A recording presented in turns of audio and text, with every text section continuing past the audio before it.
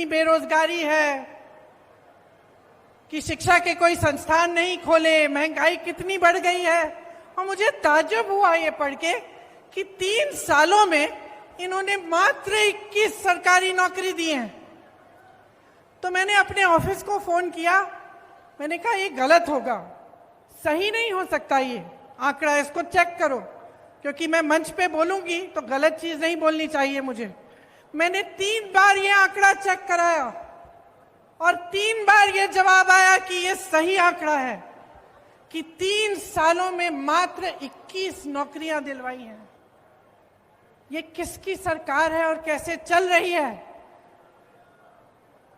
और आप अगर आज जागरूक नहीं होंगे और आप ये समझेंगे नहीं कि ये जो रिश्वत राज चलाया है इन्होंने, जिसकी वजह से जब आपको कुछ भी चाहिए होता है, चाहे आप नौकरी के लिए जाते हैं, चाहे आप छोटे से छोटे काम कराने के लिए निकलते हैं, तो आपको रिश्वत देनी पड़ती है।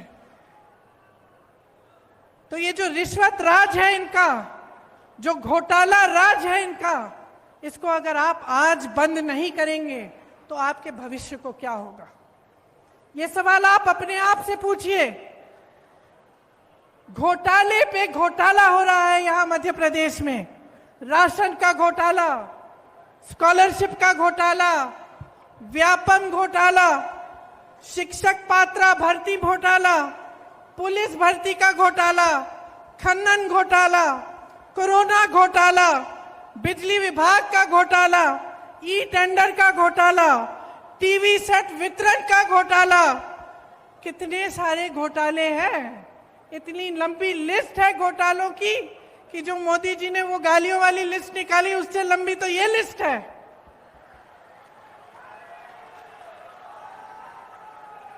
इन्होंने नर्मदा मैया को नहीं छोड़ा, खनन करा रहे हैं वहां, महाकाल के कॉरिडोर को नहीं छोड़ा। एक पुजारी जी है महाकाल के, मेरा उनसे संपर्क है, उन्होंने मुझे वीडियो भेजा कि तेज हवा चल रही है और जितनी इमारतें इन्होंने बनाई हैं सारी गिर रही हैं, क्योंकि उसमें भी घोटाला किया, उसमें भी किसी ने पैसे खाए हैं। तो कहां रुकेंगे ये लोग? और जो आपकी संस्कृति है, जो यहाँ के संस्कार हैं, उनका आप याद कब दिलाएंगे नेताओं को? ये मैं आपसे पूछना चाहती हूँ। 220 महीनों के शासन में 225 घोटाले किए हैं इन्होंने। तकरीबन हर महीने एक नया घोटाला कर रहे हैं। इससे आपके जीवन पर क्या असर पड़ता है, कभी आपने सोचा है?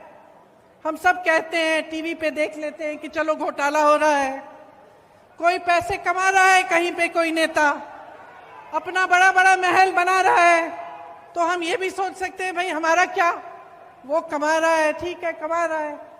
लेकिन इसका बहुत बड़ा असर आप पे पड़ता है।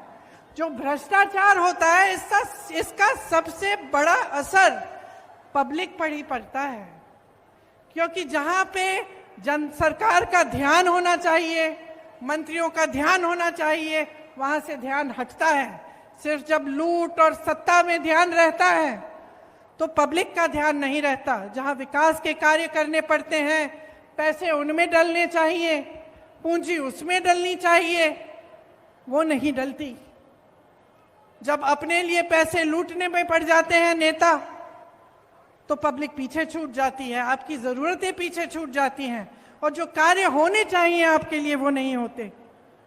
18 सालों से ये सत्ता में है, तो आप सोचिए, जब इतने सालों से कोई सत्ता में रहता है तो एक आलस सा हो जाता है। वो सोचता है कि वो कभी सत्ता छोड़ने वाला नहीं है, कि वो निकलेगा नहीं सत्ता से, और ये इनके व्यवहार में स्पष्ट दिखने लगा है। जैसे कुछ दिनों पहले यहाँ आकर उन्होंने एक महिलाओं के लिए एक अनाउंसमेंट की, तो इसलिए की क्योंकि 6 महीने में चुनाव आ रहा है। भाई तुम्हारी 5 साल से सरकार थी, 3 साल से तुम चले आ रहे हो, सरकार चला रहे हो, तो तुमने ये घोषणा पहले क्यों नहीं की? इस समय करने की क्या जरूरत है? तो ये इनका व्यवहार दिखा रहा है हमें कि ये सब कर्मकांड है। इनके दिलों में आपके लिए कोई आस्था नहीं है, कोई विश्वास नहीं है, अपनी ही बातों पर यहां आकर घोषणाएं करते हैं, उन्हें पूरा नहीं करते। बड़ी बड़ी बातें होती हैं, डबल इंजन, ट्रिपल इंजन की बातें होती हैं। बहुत देख लिया हमने डबल इंजन और ट्रिपल इंजन की सरकारें। हिमाचल में भी ये कहते थे, कर्नाटका में भी ये कहते थे, और जनता ने दिखा दिया इनको कि ये डबल इंजन की बातें बंद करो, ये दिखाओ, नहीं तो आपको हम निकाल देंगे। तो आज आपके प्रदेश में कमर तोड़ महंगाई है। मैं जानती हूं, मेरी बहनें यहां बैठी हैं, कितना संघर्ष करती हैं आप। मैं जानती हूं कि सुबह से शाम तक आप काम करती हैं, और मेरे भाइयों बुरा मत मानना, लेकिन मैं महिलाओं में कहूंगी कि महिलाएं थोड़ा आपसे ज्यादा काम करती हैं, क्योंकि आप खेती में काम करते हैं या मजदूरी करते हैं तो घर आके आप आराम से, महिलाएं बाहर जाती हैं, काम करती हैं, मजदूरी करती हैं, या कोई नौकरी करती हैं, या ऑफिस में ही बेशक काम करती हैं, तो घर आके भी काम करती हैं। और जब तक घर का काम खत्म नहीं होता, जब तक सब सही सलामत नहीं होते, सबने खाना नहीं खाया होता, तब तक सोती नहीं है। इसीलिए मेरे दिल में एक खास जगह है अपनी बहनों के लिए। और मैं जानती हूं कि महंगाई का बोझ सबसे ज्यादा आप उठा रही हैं। गैस सिलेंडर को तो इतना महंगा कर लिया है कि खरीद नहीं पाते, भरवा नहीं पाते। आप सब्जी खरीदने के लिए दुकान जाती हैं तो आधी चीजें आप बगैर खरीदे ही वापस आ जाती हैं। और महंगाई की मार सिर्फ महिलाओं को नहीं, लेकिन सबको है।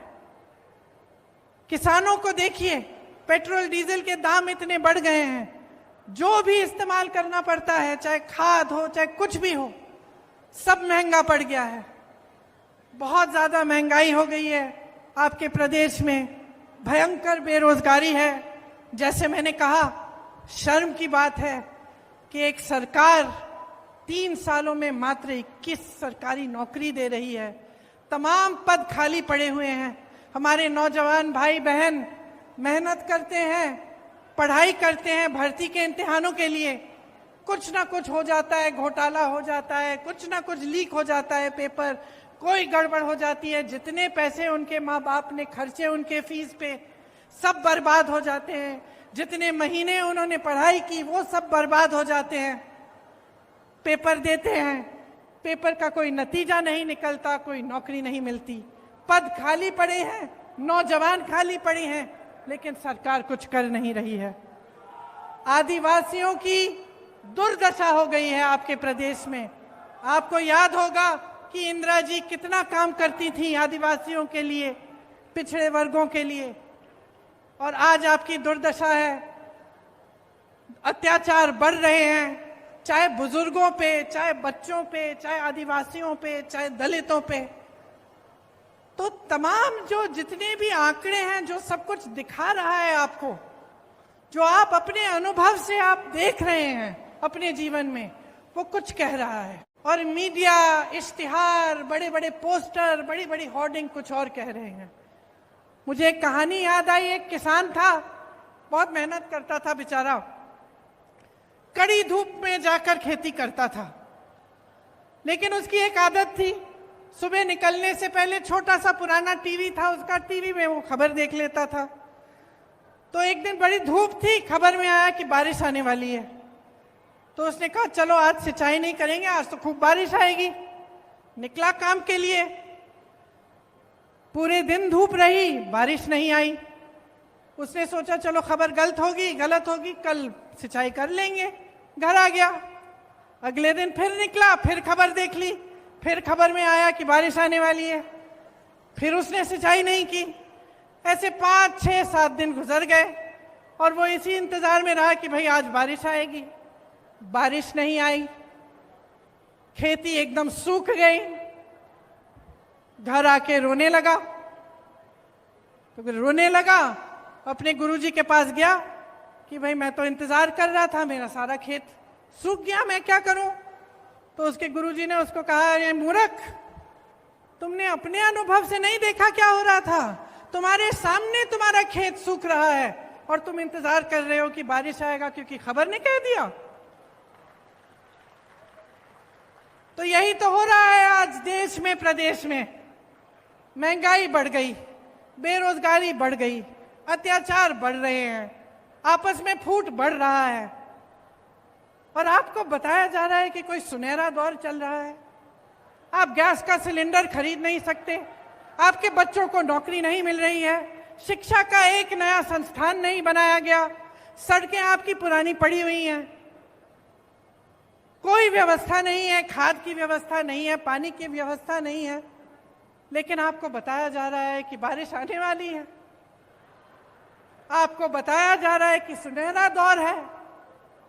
मोदी जी G20 कर रहे हैं, हमें बहुत गर्व होना चाहिए अपने देश पे, लेकिन आपके सामने, आपकी आंखों के सामने क्या हो रहा है उसके प्रति आप जागरूक कब होंगे? आप कब देखेंगे कि इन 3 सालों में इस भाजपा की सरकार ने आपके लिए क्या किया? यहां पे जितने भी नौजवान हैं, हाथ उठा के मुझे बताओ कितनों को नौकरी मिली है। अगर उन 21 बच्चों में से एक है तो हाथ उठा लो भाई, उठाओ। नहीं मिली? नहीं मिली नौकरी किसी को? आप एक जना हाथ उठा के बता दें मुझे कि क्या आपका जीवन सुधरा है? 3 सालों में तरक्की हुई है आपकी? आप ये मुझे बता दीजिए कि महंगाई बढ़ी है कि घटी है? बढ़ी है ना? किसान इस देश की रीढ़ की हड्डी है। ये देश किसानों ने बनाया है। ये जितने भी जवान यहाँ खड़े होते हैं, जो हमारी सरहद पे खड़े होकर हमारी रक्षा करते हैं, किसान के बेटे हैं। किसान के लिए सरकार ने कुछ नहीं किया। फसल का दाम नहीं मिलता, गेहूं, धान, सोयाबीन, सब्जियों का दाम नहीं मिलता। 4000 करोड़ का घोटाला तो इन्होंने अपने ओलावृष्टि के फसलों में, जब फसल बर्बाद हुई थी तो जो आपको मुआवजा मिलना था उसमें इन्होंने 4000 करोड़ का घोटाला कर डाला। किसान को मुआवजा नहीं मिला, इन्होंने फर्जी मुआवजे बांट दिए।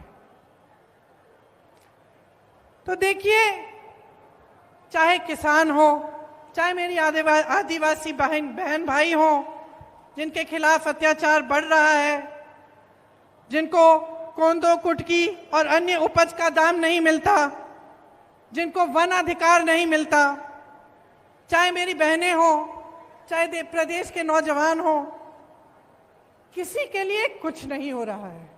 ये सरकार चली है तो घोटालों के लिए चली है, भ्रष्टाचार करने के लिए चली है, और जैसे हमने भाजपा के नेताओं को पूरे देश भर में देखा है, सत्ता के लिए कुछ भी कर डालेंगे। मुझे अफसोस है कि मध्य प्रदेश के हमारे भी कुछ ऐसे नेता थे जो सत्ता की वजह से छोड़ के चले गए, अपनी विचारधारा भूल गए। तो अब देखिए, आपके प्रदेश के मुख्यमंत्री घोषणावीर जी हैं। 18 सालों में इन्होंने 22,000 घोषणाएं की। अगर 22,000 नौकरियां ही दिलवा देते तो कुछ फायदा होता इनका, लेकिन इन्होंने कुछ नहीं किया। जितनी घोषणाएं की उनमें से 1% शायद पूरी होंगी। तो सच्चाई आपके सामने है।